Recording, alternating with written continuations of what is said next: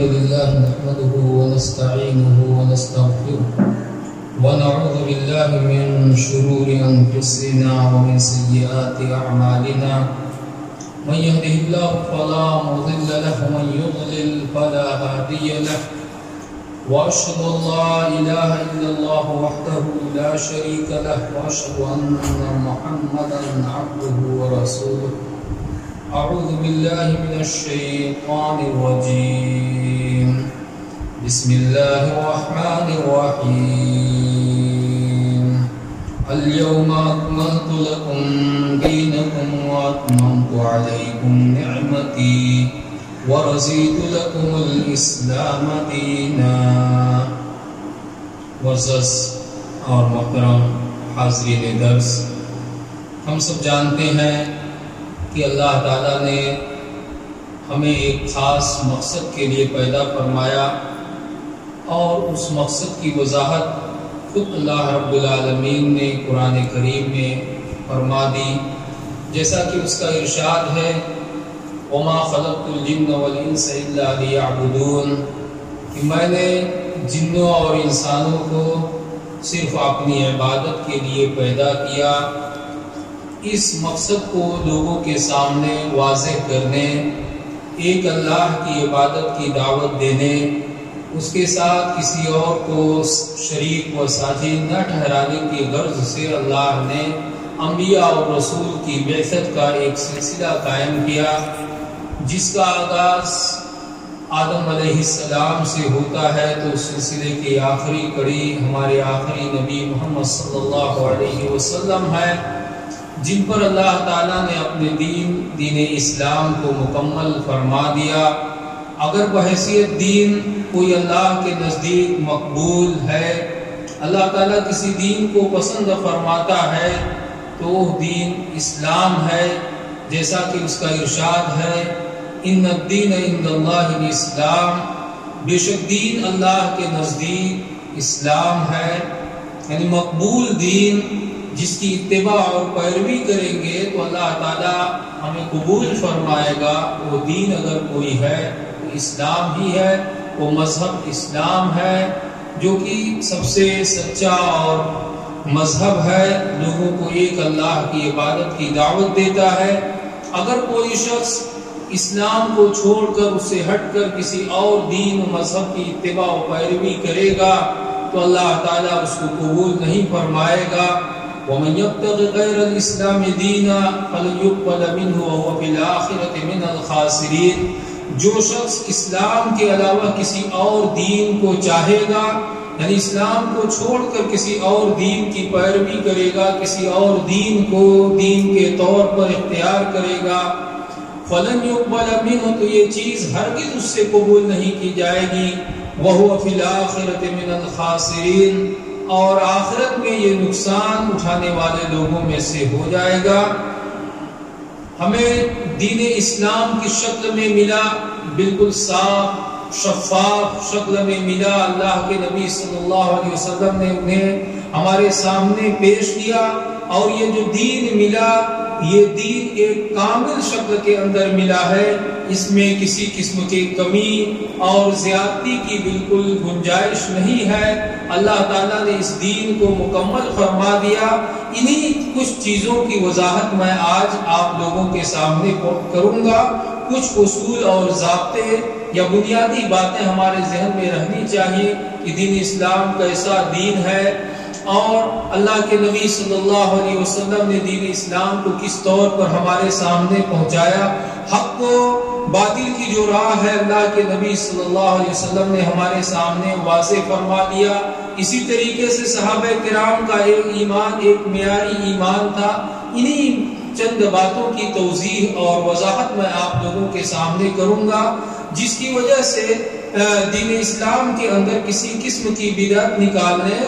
اور کسی اور طریقے کو ایجاد کرنے کی باتیں ہمارے ذہن نشین ہو جائیں گی. تو اس تعلق سے سب سے پہلی بات ہمارے ذہن میں رہنی چاہیے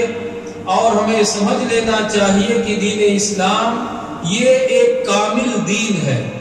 ایک مکمل دین ہے.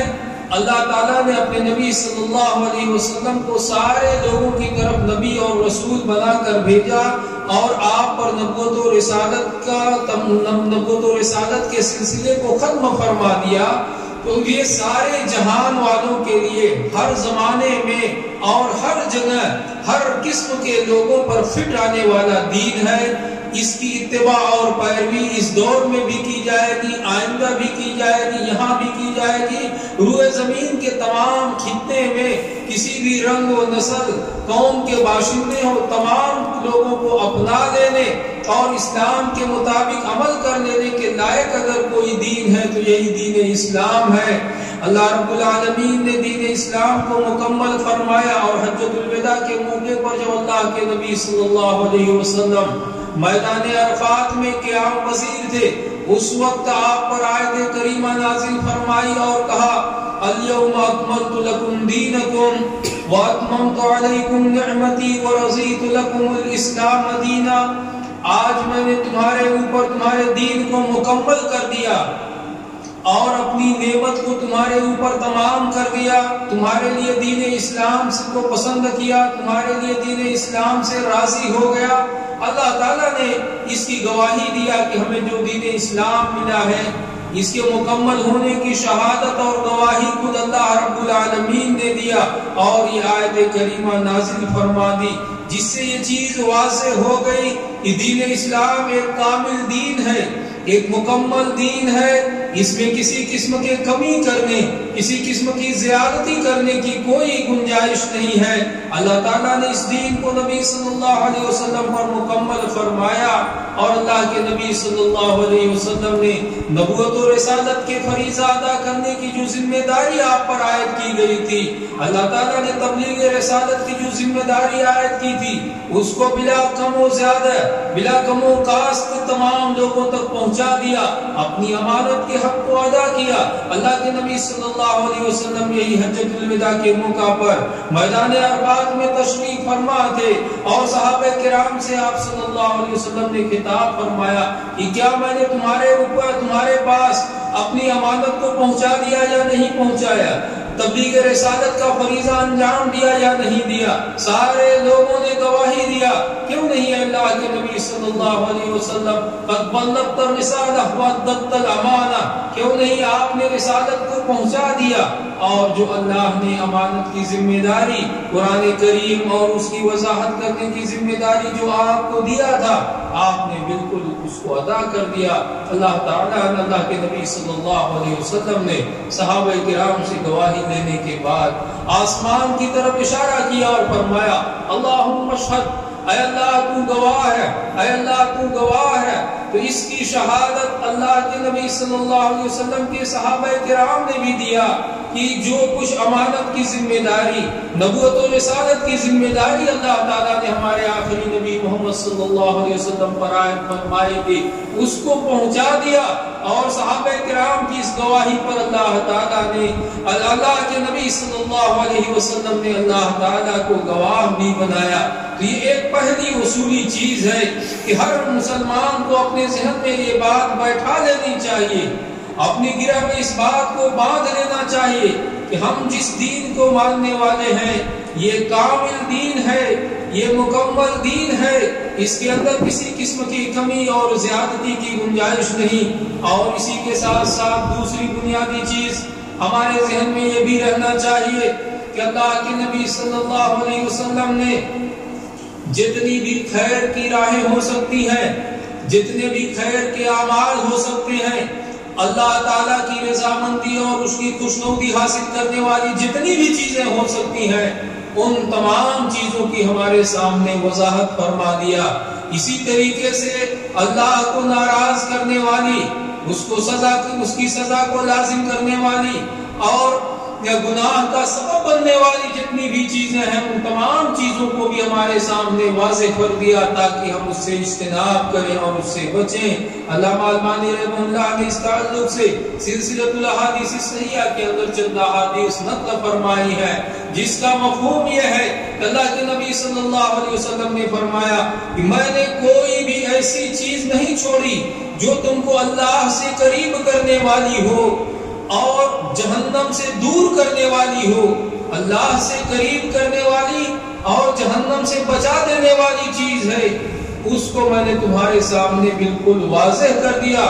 اسی طریقے سے ہر وہ چیز جو تم کو اللہ سے دور کرنے والی ہو اور جہنم میں لے جانے والی ہو، اس کو بھی تمہارے سامنے واضح کر دیا تاکہ تم لوگ اس سے اجتناب کرو، اس سے دوری اختیار کرو۔ اسی طریقے سے ایک حدیث میں اللہ کے نبی صلی اللہ علیہ وسلم نے فرمایا، ما بقی شیء یقرب من الجنہ ویباعد من النار الا وقد بین لکم، کہ کوئی بھی ایسی چیز نہیں باقی بچی جو تم کو جنت سے قریب کرنے والی ہے۔ ہر وہ چیز جو تم کو جنت میں لے کے جانے والی ہے اور جہنم سے دور کرنے والی ہے، الا وقد بین لکم، مگر اس چیز کو تمہارے لیے تمہارے سامنے بالکل کھول کھول کر بیان کر دیا گیا، اس کی تمہارے سامنے وضاحت فرما دی گئی۔ تو یہ ایک دوسری بنیادی چیز ہے کہ جہاں ہم دین اسلام کے قابل ہونے کا عقیدہ رکھیں، وہی ہمارا یہ بھی اعتقاد ہونا چاہیے کہ اللہ کے نبی صلی اللہ علیہ وسلم ہر چیز کو ہمارے سامنے بالکل واضح کر دیا، خیر کے، ثواب کے، اللہ تعالیٰ کہ یہاں اجر پانے کی جتنی بھی راہیں ہو سکتی ہیں اور اس تعلق کی جتنے بھی راستے ہو سکتے ہیں، ان تمام راستوں کی اللہ کے نبی صلی اللہ علیہ وسلم نے ہمارے سامنے بالکل وضاحت فرما دی اور ہمارے سامنے دین اسلام کو اتنی صاف شفاف شکل میں پیش فرمایا کہ آپ نے خود اس کو سمجھایا کہ یہ بالکل روشن شاہراہ ہے، بالکل واضح قسم کا راستہ ہے، صراط مستقیم ہے، اس سے کجی اختیار کرنے کی کوئی گنجائش نہیں، اس سے تو کجروی وہی اختیار کرے گا جس کی تقدیر میں ہلاکت و گمراہی کو لکھ دیا گیا۔ آپ صلی اللہ علیہ وسلم نے فرمایا، انی قد ترکتکم علی المحجۃ البیضاء لیلھا کنہارھا لا یزیغ عنھا الا ھالک، اے لوگوں میں نے تم کو بالکل روشن شاہراہ پہ چھوڑا ہے، ایسے راستے پر چھوڑا ہے جو بالکل اجالا ہے، لیلھا کنہارھا، اس کی راتیں بھی اس کے دن کے مانند ہیں،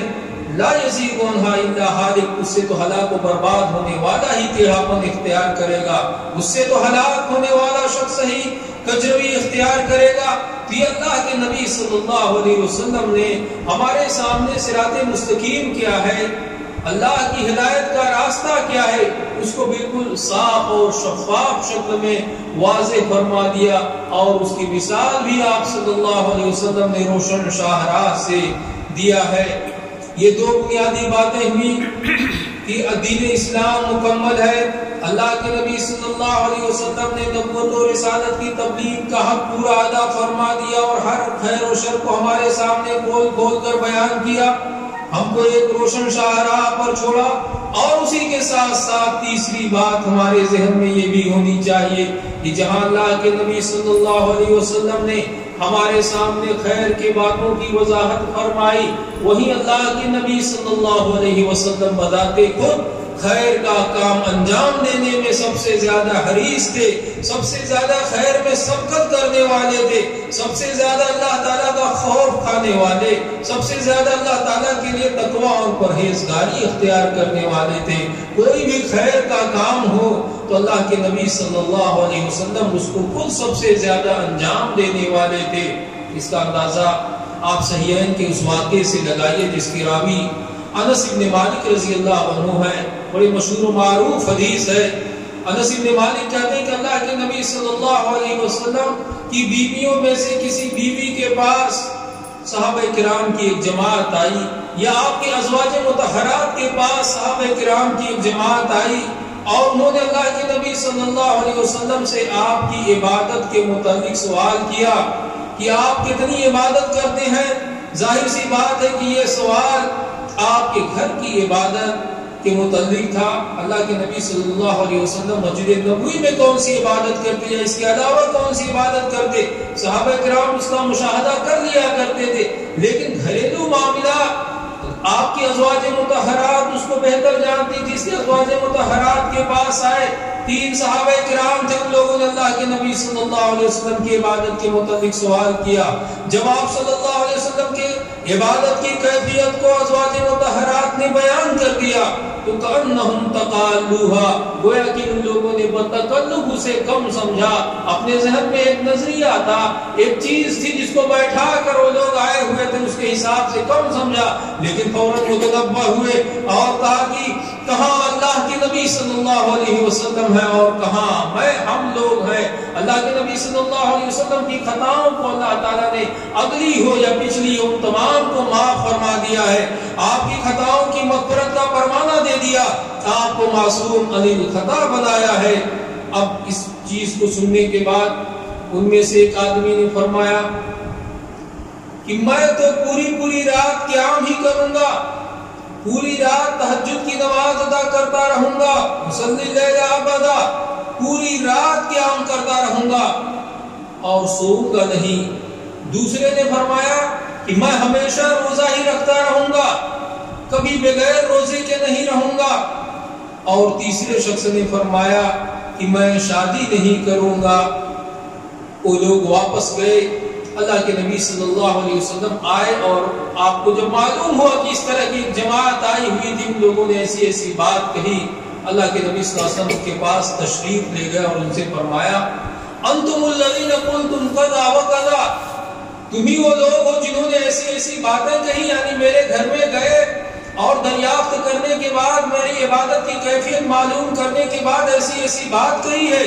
تم میں سے ایک شخص نے یہ بات کہی کہ میں ہمیشہ روزہ ہی رکھوں گا، کبھی بغیر روزے کے نہیں رہوں گا، اور ایک نے یہ بات کہی کہ میں پوری رات قیام ہی کرتا رہوں گا، رات میں سوؤں گا بھی نہیں، اور تیسرے نے یہ بات فرما دی کہ میں عورتوں سے شادی نہیں کروں گا. اللہ کے نبی صلی اللہ علیہ وسلم نے فرمایا اللہ کی قسم انی لاخشاکم للہ واتقاکم لہ، اللہ کی قسم میں تم میں اللہ سے سب سے زیادہ خوف کھانے والا ہوں اور اس کے لیے سب سے زیادہ تقوی اور پرہیزگاری اختیار کرنے والا ہوں. ولکنی اصوم وافطر واصلی اللیل وارقد واتزوج النساء،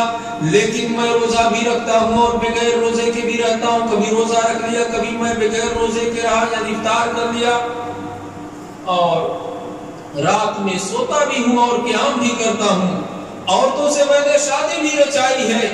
فمن رغب عن سنتی فلیس منی، جو شخص میری سنت سے اعراض کرے گا فلیس منی، تو وہ شخص مجھ سے نہیں ہے. غور کرنے کا مقام ہے کہ کتنے اچھے کام تھے کہ پوری رات تہجد میں گزار دیا جائے. ہماری عقل کے حساب سے بڑے بہتر تھے. ہمیشہ روزہ رکھیں، روزہ بڑی اطاعت کا کام.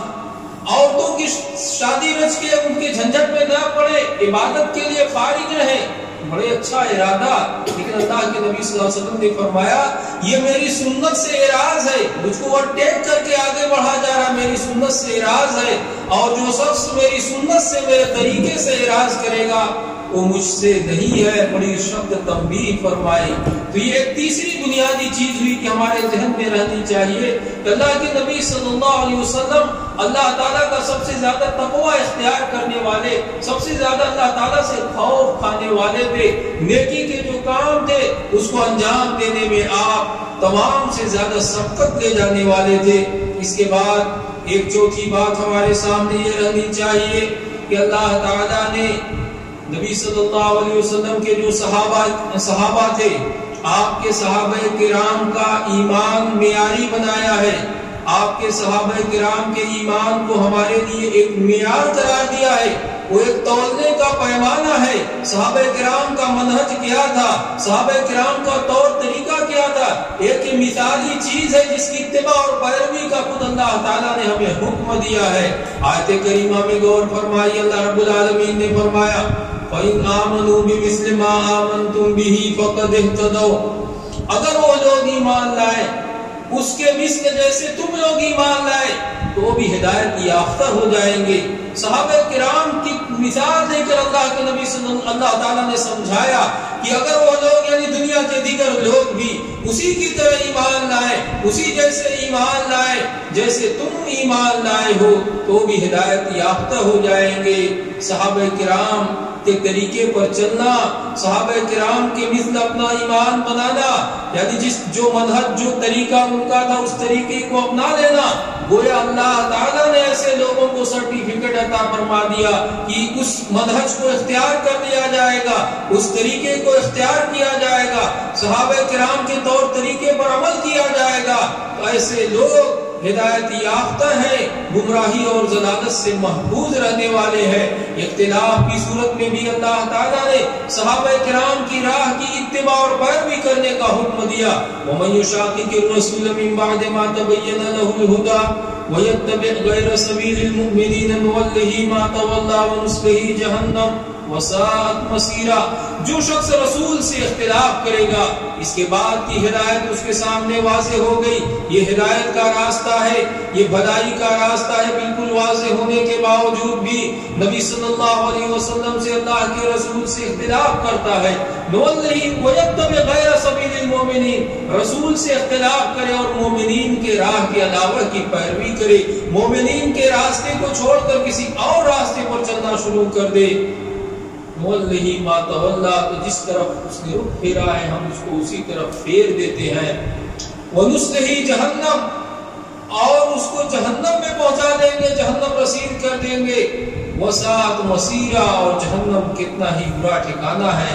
تو یہ ایک چوتھی بات ہوئی کہ صحابہ کرام کا ایمان ایک معیاری تھا۔ جب ان چاروں باتوں کو ہم اپنے ذہن نشین فرما دیں گے تو ہمارے سامنے اتباع سنت کی اہمیت واضح ہوگی، اور اسی کے ساتھ ساتھ بدعتوں کی قباحت، بدعت کی شناعت ہمارے سامنے واضح ہو جائے گی کہ ہمیں سب سے پہلے اسلام کے کامل ہونے کا عقیدہ رکھنا ہے، حق کیا ہے، خیر کیا ہے، اس کے واضح ہونے کا عقیدہ رکھنا ہے، خود اللہ کے نبی صلی اللہ علیہ وسلم کی سنت کو لازم پکڑنا ہے، اور اس سنت کو لازم پکڑنے کے ساتھ ساتھ صحابہ کرام کے منہج پر گامزن ہونا ہے، ان کے طریقے پر چلنا ہے۔ اب بدعات کو سمجھنے کے لیے یا بدعات کے تعلق سے جو دلائل دیے جاتے ہیں، اس سے جو استدلال کیا جاتا ہے، اس استدلال کی حقیقت کو سمجھنے کے لیے ہمیں یہ چاروں باتیں ذہن میں رہنی چاہیے۔ اس کے بعد حق کیا ہے، باطل کیا ہے، اس کے سمجھنے کا راستہ ہمارے سامنے بالکل واضح ہو جائے گا، اور ہمارے لیے آسانی ہو جائے گی کہ ہم ہدایت کیا ہے، ضلالت کیا ہے، اس کو سمجھ سکے، ہدایت کے راستے کو اپنا لیں اور ضلالت سے دوری کو اختیار کریں۔ یہ ربیع الاول کا مہینہ ہے، یہ مہینہ آتے ہی نبی صلی اللہ علیہ وسلم کی ولادت کا جشن منایا جاتا ہے۔ جشن منانے کے بعد پہلے تو ایک تقسیم یہ بیان کی جاتی تھی کہ بدعت حسنہ ہے، بدعت سیئہ ہے، شریعت میں جو ممانعت ہے بدعت سیئہ کی ممانعت ہے، اور بدعت حسنہ سے کوئی ممانعت نہیں ہے، اس کو ایجاد کیا جا سکتا ہے، نیا طریقہ نکالا جا سکتا ہے۔ لیکن جب اس پر تردید کی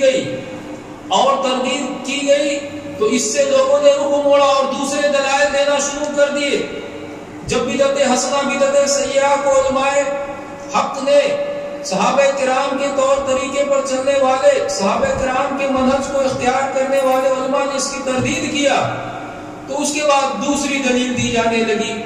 اسی ضمن میں ایک بات واضح کرنے امام مالک رحمہ اللہ کا قول ہے۔ امام مالک رحمہ اللہ نے بڑے واضح طور پر فرمایا، من ابتدع فی الاسلام بدعۃ یراها حسنۃ فقد زعم ان محمدا خان الرسالہ، کہ جس شخص نے اسلام میں کوئی بھی بدعت ایجاد کیا اور اس بدعت کو اچھا تصور کرتا ہے، کوئی بدعت حسنہ بدعت سیئہ،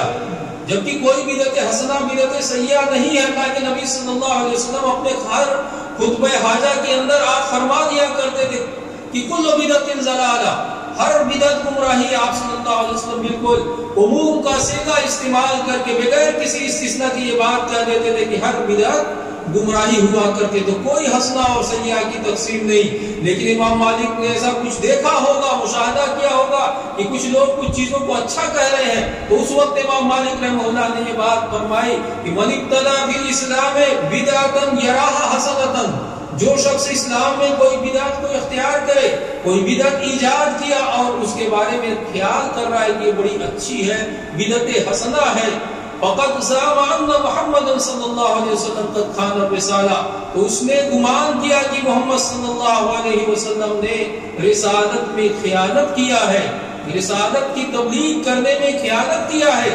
کیونکہ اللہ تعالیٰ فرماتا ہے اليوم اکملت لکم دینکم واتممت علیکم نعمتی ورضیت لکم الاسلام دینا، کہ آج میں نے تمہارے دین کو مکمل کر دیا، اپنی نعمت تمہارے اوپر تمام کر دیا، دین اسلام کو تمہارے لیے پسند فرمایا، تو مکمل کر دیا۔ جب نبی نے مکمل تبلیغ کیا، جس تبلیغ کا حکم اللہ تعالیٰ نے دیا اس کو مکمل پہنچا دیا، تو اس کی شہادت خود اللہ تعالیٰ نے قرآن کریم میں دیا۔ اور بدعت ایجاد کرنے والا خیال کر رہا ہے کہ کچھ گنجائش تھی اس لیے اسلام میں وہ اچھی بدعت کو ایجاد کر رہا ہے۔ امام مالک رحمۃ اللہ نے یہ بات فرمائی اور فرمایا کہ امت کے بعد والے لوگوں کی اصلاح نہیں ہوگی مگر اسی طریقے سے جس طریقے سے پہلے لوگوں کی اصلاح ہوئی۔ اور یہ بات آگے فرمائی فَمَا لَمْ يَكُنْ ذَلِكَ الْيَوْمِ دِينًا فَلَا يَكُونُ الْيَوْمَ دِينًا، کہ جو شخص جو اس زمانے میں یعنی صحابہ کرام کے زمانے میں دین نہیں تھا، جو چیز کا تصور دین میں نہیں تھا، وہ آج بھی دین نہیں ہو سکتا، وہ آج بھی دین اسلام کا حصہ نہیں ہو سکتا۔ یہ امام مالک رحمہ اللہ نے فرمایا، بات فرمائی تھی۔ بہرحال میں یہ کہہ رہا تھا کہ جب عید میلاد النبی کے جشن منانے کے تعلق سے اعتراضات کیے گئے، پہلے تو تقسیم یہ بیان کی گئی کہ بدعت حسنہ بدعت سیئہ، جب اس کی تردید کی گئی تو پھر اجماع کے مسائل آنا شروع کر دیا کہ اس پر اجماع ہے۔ ابو سعید کوکبری اربیل کے حاکم جو عراق کا ایریا تھا، اس نے لوگوں کو اس پر اجماع کر دیا، کسی نے مخالفت نہیں کیا اس کو، اور دلیل میں یہ بات پیش کرنا شروع کر دیا کہ اس کی سب سے پہلے تردید ابن تیمیہ نے فرمائی ہے یا ان کے مدرسہ ان کے مکتب فکر کے لوگوں نے فرمائی، اس سے پہلے کسی نے اس کی تردید نہیں فرمائی۔ یعنی اس اجماع کے بعد اس قسم کی باتیں پیش کی جاتی تھی، جبکہ حقیقت میں تاریخی حقائق سے دیکھا جائے تو ایسے لوگوں نے بھی اس کی تردید فرمائی ہے جو ابن تیمیہ کے مکتب فکر کے حامل نہیں تھے، بلکہ ان سے کسی قدر اختلاف کرنے والے لوگ بھی تھے، مالکی سے تعلق رکھنے والے، امام مالک سے تعلق رکھنے والے، یا امام شافعی کے متبع اور پیروکار آپ کہہ لیجیے، یا کہیں کہ مالکی شافعی، ان کے علماء نے بھی ابن تیمیہ 7ویں صدی ہجری اس سے پہلے تردید فرمائی ہے۔ اس کا باقاعدہ تاریخی اعتبار سے ثبوت ملتا ہے۔ بہرحال کہنے کا یہ تھا کہ یہ بات کہی جانے لگی کہ اجماع ہو گیا، جب اس کی بھی تردید کی جانے لگی تو اس کے بعد آیتوں کو حدیثوں کو توڑ مڑوڑ کر استدلال کرنا شروع کر دیا۔ اب ان استدلال کی چیزوں میں سے کیا ہے؟ ان میں سے ایک دلیل یہ بھی دی جاتی ہے کہ اللہ رب العالمین نے قرآن کریم کے اندر بیان فرمایا قُلْ بِفَضْلِ اللَّهِ وَبِرَحْمَتِهِ فَبِذَلِكَ فَلْيَفْرَحُوا، اللہ کے نبی آپ فرما دیجئے کہ اللہ کے فضل اور اس کی رحمت سے تم لوگ خوش ہو جاؤ، ذَلِكَ خَيْرٌ مِّمَّا يَجْمَعُونَ، یہ بہتر ہے ان چیزوں سے جس کو لوگ جمع فرما رہے ہیں۔ اس آیت سے استدلال کیسے کیا جاتا ہے؟ اس آیت سے پہلے آپ سیاق و سباق دیکھیں گے تو یہ ہے کہ اللہ کا فضل قرآن کریم، اللہ کی رحمت، اللہ کے نبی صلی اللہ علیہ وسلم کی بعثت، آپ کو نبی بنائے جانا، اس کو اللہ نے فرمایا فَبِذَلِكَ فَلْيَفْرَحُوا، اس سے خوش ہو جاؤ۔ اب خوش ہونے کا کیا مفہوم لیا جائے گا؟ اسی لیے صحابہ کرام کے منہج کی اتباع اور پیروی لازم ہے۔ خوش ہونے کا مفہوم اللہ کے نبی صلی اللہ علیہ وسلم نے کیا سمجھایا؟ اللہ تعالیٰ نے آپ پر وحی نازل فرمائی اور سارے صحابہ کرام کو حکم دیا کہ خوش ہو جاؤ، تو اس خوشی کا مفہوم صحابہ کرام نے کیا سمجھا، کس معنی میں اس خوشی کو لیا، وہ معنی لیا جائے گا، اس سے ہٹ کر کوئی دوسرا معنی اپنی جانب سے متعین نہیں کیا جائے گا۔ اور خوشی کا معنی ہی لیا جائے تو کس کی خوشی کسی طریقے سے ہو سکتی ہے؟ اسی لیے شاید اس مسئلے کو بیان کیا جاتا ہے کہ خوشی منانی چاہیے کسی بھی طریقے سے ہو، تو اس خوشی منانے کے اس میں طرح طرح کی منکرات، خلاف شریعت چیزیں، ناچ گانے، ڈی جے باجے اور مختلف چیزوں نے رنگ اختیار کر لیا، کیونکہ ایک غلط استدلال پیش کیا گیا لوگوں کے سامنے کہ خوش ہو جانا چاہیے۔ اب آپ کی خوشی کا پیمانہ الگ ہو سکتا ہے، میں کسی اور طریقے سے خوش ہو سکتا ہوں۔ اپنی خوشی کا اظہار کوئی ایک طریقے سے کرے گا، کوئی دوسرے طریقے سے کرے گا، کوئی جھنڈی کو لگا کر کرے گا، کوئی بجلیوں کے ذریعے کرے گا، کوئی اور طریقے سے کرے گا، اس کا کوئی پیمانہ ہی نہیں ہو سکتا ہے۔ جبکہ غور کرنا چاہیے، سنت اور بدعت کے پرکھنے کا ایک پیمانہ بڑا واضح یہ ہے کہ جو سنتیں ہوتی ہیں وہ انٹرنیشنل ہوا کرتی ہے، بین الاقوامی ہوا کرتی ہے۔ جو نبی کی سنت رہے گی کہیں بھی رہے، اس سنت کو اپنانے والوں کا طریقہ ایک ہی رہے گا، ایک ہی طریقے پر اس کو اپنایا جائے گا۔ عیدین سنت ہے، اس کی 2 رکعت مسنون ہے. دنیا بھر میں کہیں بھی رہیں، کسی بھی رنگ و نسل کے ماننے والے رہے، لوگ اسی کو مانیں گے، اسی کی اتباع اور پیروی کریں گے. جبکہ جو بدعت ہوتی ہے، ایک علاقے میں اس بدعت کو الگ طریقے سے اپنایا جاتا ہے، دوسرے علاقے میں الگ طریقے سے اپنایا جاتا ہے، یا ایک ہی علاقے کے لوگ مختلف طریقوں سے اس کو انجام دیتے رہتے ہیں. تو بہرحال کہنے کا مقصد یہ ہے کہ سب سے پہلے صحابہ کرام، یہ آیت کریمہ جو ہے جس سے استدلال کیا جاتا ہے، ہم اپنے ذہن میں یہ بیٹھائیں کہ جو معنی فَلْيَفْرَحُوا کا ہم لیتے ہیں کہ خوش ہو جاؤ، اس معنی کو اللہ کے نبی نے سمجھایا یا نہیں سمجھایا، یا صحابہ کرام نے اس کا کیا معنی سمجھا، کس مفہوم میں لیا، اس سے ہٹا نہیں جائے گا. اسی کی روشنی میں معنی کو متعین کیا جائے گا، اپنی جانب سے کوئی استدلال نہیں کیا جائے گا. دلیل بھی صحیح ہونی چاہیے اور دلیل سے استدلال بھی درست ہونی چاہیے، تب جا کر اس کا معنی اور مفہوم صحیح ہوتا ہے. اسی طریقے سے بعض حدیث سے بھی استدلال کیا جاتا ہے. حدیث صحیح ہے، اللہ کے نبی صلی اللہ علیہ وسلم سے پوچھا گیا پیر کے دن روزے کے متعلق، تو آپ صلی اللہ علیہ وسلم نے فرمایا ذالک یوم ولدت فیہ، پیر کا دن ایک ایسا دن ہے جس دن میری پیدائش ہوئی. اب اس سے لوگ کہیں گے کہ اللہ کے نبی صلی اللہ علیہ وسلم اپنی پیدائش کی وجہ سے پیر کے دن کا روزہ رکھتے، اس کی وجہ سے معلوم ہوا کہ آپ کی یوم ولادت پر جشن منانا چاہیے. اب دیکھیں کتنا بھونڈا یہ استدلال ہوتا ہے. اللہ کے نبی صلی اللہ علیہ وسلم ہر پیر کو روزہ رکھتے تھے، دن کو آپ صلی اللہ علیہ وسلم نے لیا، اور دوسری حدیثوں میں آپ نے فرمایا پیر ہی کے دن مجھ پر وحی نازل ہوئی، اور پیر کے دن بندوں کے اعمال پیش کیے جاتے ہیں اللہ تعالیٰ کے حضور. جمعرات اور پیر کو، اس کی بھی وضاحت دوسری حدیث میں. تو آپ نے یہ لفظ استعمال کر دیا کہ یہ دن ہے جس میں میری ولادت ہوئی، تو کہیں گے کہ اس سے اللہ کے نبی صلی اللہ علیہ وسلم نے اپنی ولادت کا جشن منایا، اس لیے روزہ رکھا. اب اگر نبی کے فالوور بننا ہے، اس کے طریقے پر چلنا ہے، ہفتے کے دن، ہر ہفتے میں پیر کا دن آتا ہے، اس کو لے لو. آپ نے سالانہ تاریخ لیا اور اللہ کے نبی صلی اللہ علیہ وسلم نے ہفتہ واری دن لیا. یہ دونوں استدلال ایک دوسرے سے کہاں میچ کھاتے ہیں؟ اور صحابہ کرام نے کیا اس کا یہ مطلب سمجھا، اور اللہ کے نبی صلی اللہ علیہ وسلم نے یہ مطلب ہمارے سامنے بیان کیا. اگر آپ کی پیدائش کا دن جشن منانا عید کا دن ہوتا تو اللہ کے نبی صلی اللہ علیہ وسلم کبھی اس دن روزہ نہیں رکھتے، کیونکہ جو عید کا دن ہوا کرتا ہے اس دن روزہ رکھنا حرام ہوا کرتا ہے. اسی طریقے سے ایک اور حدیث سے استدلال کیا جاتا ہے، حدیث بھی بڑی مشہور معروف ہے جمعہ کے تعلق سے. اللہ کے نبی صلی اللہ علیہ وسلم نے جب جمعہ کی چیزیں بیان کیا اور کہا کہ جمعہ کا دن ایک عظیم دن ہے، اس دن اللہ نے آدم علیہ السلام کو پیدا کیا، اسی دن روئے زمین پر ڈالے گئے، اور یہ مختلف جو حدیث چیزوں کو بیان کیا، تو آخر میں آپ صلی اللہ علیہ وسلم نے فرمایا کہ فَأَكْثِرُوا عَلَيَّ مِنَ الصَّلَاةِ، آپ لوگ اس دن زیادہ سے زیادہ درود بھیجا کرو. اب کہا اللہ کے نبی صلی اللہ علیہ وسلم نے کہ جمعہ کا دن وہ دن ہے جس دن آدم علیہ السلام کو پیدا کیا گیا. آدم علیہ السلام جمعہ کے دن پیدا ہوئے اور نبی صلی اللہ علیہ وسلم اپنے اوپر درود بھیجنے کا حکم دیتے ہیں. تو ایک منطقی انداز میں لوگ استدلال کریں گے کہ جس دن آدم پیدا ہوئے اللہ کے نبی صلی اللہ علیہ وسلم نے اس دن اپنے اوپر، یعنی نبی صلی اللہ علیہ وسلم نے اپنے اوپر درود بھیجنے کا حکم دیا، تو کیوں نہیں ہم اس دن جس دن نبی صلی اللہ علیہ وسلم پیدا ہوئے اس دن کثرت کے ساتھ آپ کے اوپر درود بھیجیں. اب یہ استدلال دکھتا ہے، وہاں آدم کی پیدائش کا ذکر اور یہاں نبی صلی اللہ علیہ وسلم کے درود کا ذکر، یہ دونوں استدلال بالکل میچ نہیں کھاتے. ہفتہ واری چیز کو لے کر سالانہ استدلال کیا جاتا ہے،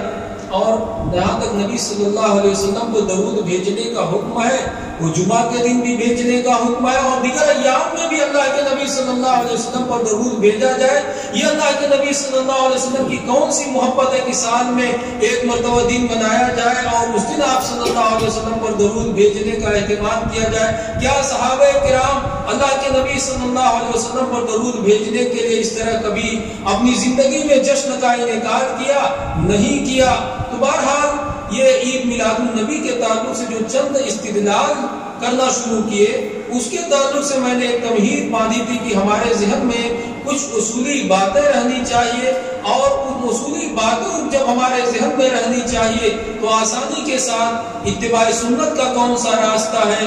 اور اس کے مخالف بدعات کے کون سے راستے ہوا کرتے ہیں، اس کو سمجھنے کے لیے ہمارے لیے آسانی ہو جائے گی۔ اور عید میلاد النبی کی بدعت ایک تو ایسی بدعت ہے کہ نہ کبھی کہیں اس کا تذکرہ قرآن کریم میں ملے گا، نہ احادیث میں ملے گا، نہ فقہ کی کتابوں میں ملے گا، نہ کسی ائمہ کے اقوال میں اس کا کوئی ذکر ملے گا۔ اس کی تاریخی حیثیت کو اگر دیکھا جائے تو فاطمیوں کی جب خلافت قائم ہوئی، عباسی خلفاء سے ان لوگوں نے ہٹ کر پہلے افریقہ کے دور دراز علاقوں میں جا کر ایک حکومت قائم کیا۔ چونکہ اس خلافت کا بانی عبید اللہ نامی شخص تھا، اس کا دعویٰ تھا کہ میں فاطمہ رضی اللہ عنہا کی نسل سے ہوں، تو اس لیے اس خلافت کو فاطمی کہا جانے لگا، جبکہ حقیقت میں یہ لوگ فاطمہ رضی اللہ عنہا کی نسل سے نہیں تھے، لوگوں کو دھوکہ دینے لگے اہل بیت کی محبت سمیٹنے کے واسطے۔ اس لیے علماء ان کو عبیدی حکومت ذکر کرتے ہیں۔ افریقہ میں قائم کیا،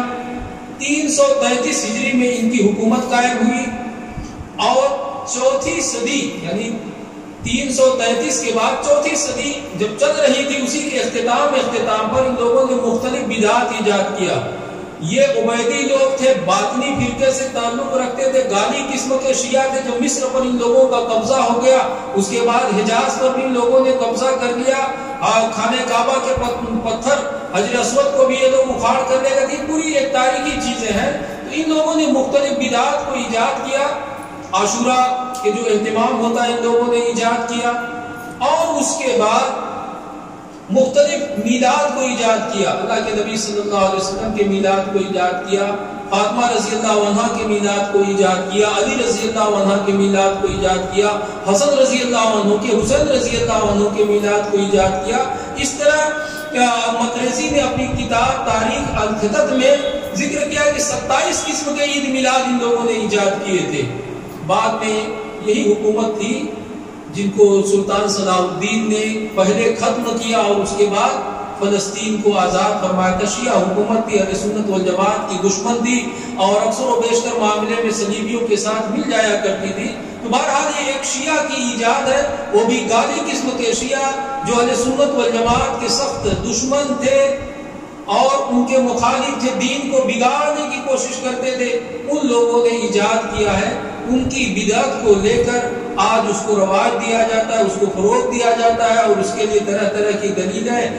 وہ اکٹھا کی جاتی ہیں جس کا کوئی حقیقت سے تعلق نہیں رکھتا، ان دلیلوں سے کوئی استدلال درست نہیں ہو سکتا ہے۔ تو یہ عید میلاد کے تعلق سے کچھ باتیں تھیں۔ اللہ رب العالمین سے دعا ہے اللہ تعالیٰ ہمیں جو دین اسلام کے مبادی اور بنیادی تعلیمات ہیں ان کو سمجھنے والا اور اسلام کی تعلیمات کی روشنی میں اپنی زندگی کو گزارنے والا بنائے، سنت کی جو شاہراہ ہے اس پر چلنے والا بنائے، بدعات کی جو ضلالت ہے ہم تمام کو اپنے فضل و کرم سے ہم تمام کو اے اللہ کو اپنے فضل و کرم سے اس راہ سے محفوظ فرما، ہماری دنیا کی زندگی کو ایمان، عمل صالح، صحت و سلامتی، امن و عافیت کی نعمت سے مالا مال فرما دے، ہم تمام کا خاتمہ ایمان بالخیر پر فرما،